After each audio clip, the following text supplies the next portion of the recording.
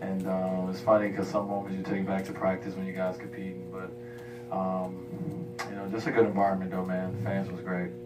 I appreciate the ovation, the cheers, the things that they were saying. I appreciate it all, but the game itself was weird.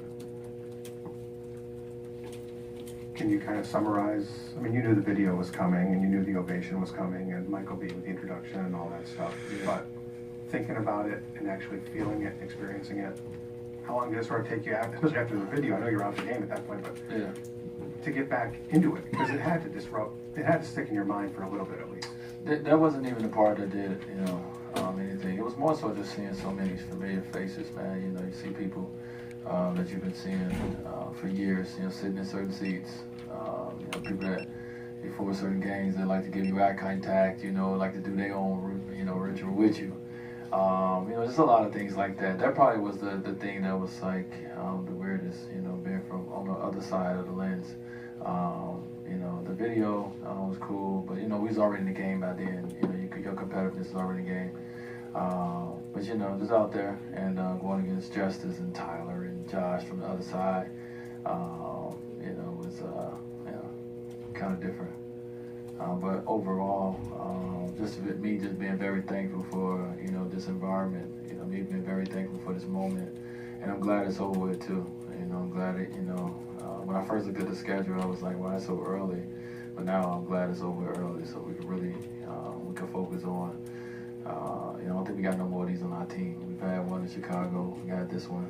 Unless Tibbs coming back to Chicago would be something, but besides that, I think we're in the clear now.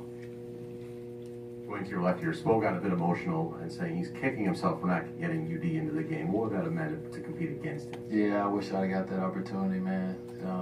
That's what I was probably looking forward to the most. Was just to see him on the other side. But obviously, we play him 2 more times in Chicago, so. But I definitely wanted to, see him on the other side. And I definitely was going to get the ball and call a pick and roll with his guy and try to get a switch. That's what my goal was tonight. But maybe next time. Rondo mentioned that you blinked a few times during the tribute, but nothing. Yeah, that's what he said. I was sweating. I get this game out the game. But no, I wasn't emotional from that. I mean, probably the most emotional I got was at the end of the game. When I went around and hugged certain people, and just to see, people that I call family. Probably in the arena. That probably was the most emotional moments for me. Than looking at the video, which was great. But like I said, by then I was already in the game, competing. So I wasn't emotional at that time. You also mentioned that number 20 is a very strong kid on the last play. Get you to foul line. Yeah, no, Justice is. He like to put his chest on you. So he put all his taco meat on me, and I got the vet call. I told him, I don't give any foul calls nowadays, so I appreciate that one. I got the vet call, and I wasn't missing those free throws. So I appreciate him for being overly strong on that play. The way Spo said, he said as if it was last year. He says you would have. He says it would have been a good call. You would have sold it. If it was this year, no. Last year would have been a good call. This year you're selling it. I don't know. I get fouled a lot, so I don't care. I take my 3 free throws right off in the sunset.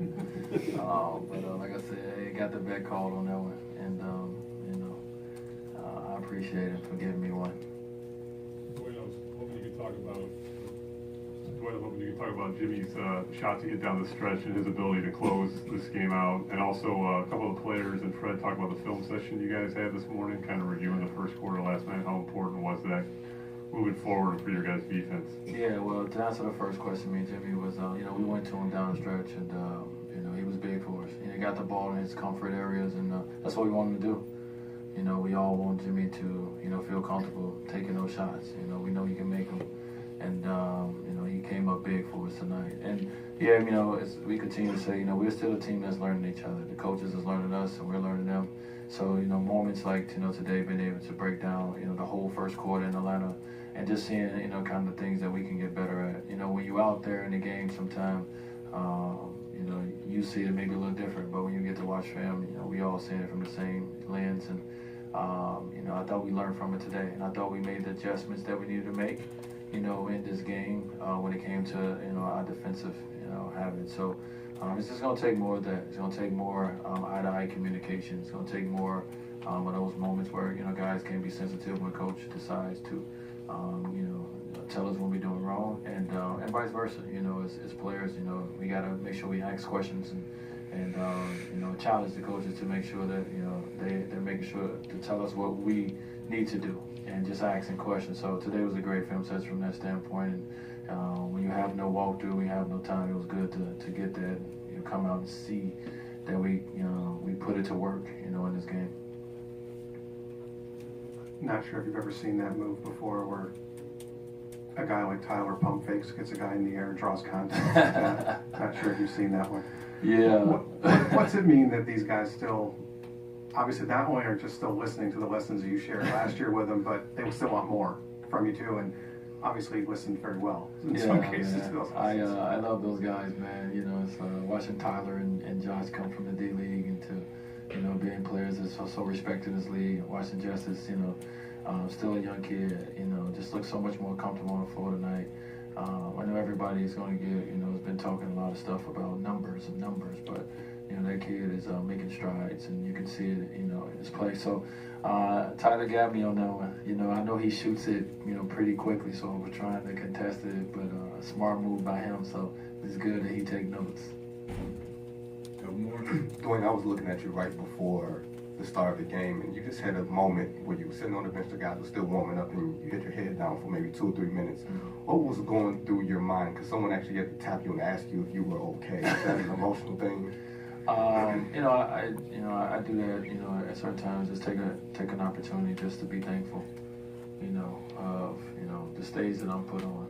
You know, I never want to take it for granted. You know, even though tonight was, you know, not a night that a lot of people expected to happen. You know, probably at the end of May or whatever the playoffs ended. It was a night that I appreciated. You know, from a standpoint of just the love and support. So just a moment to just say to thank you, to thank my God, and, you know, thank, you know, for putting me, you know, in this situation. So that's all I was doing. All right. Love, guys. It was lovely seeing you guys, and I appreciate it. And, peace.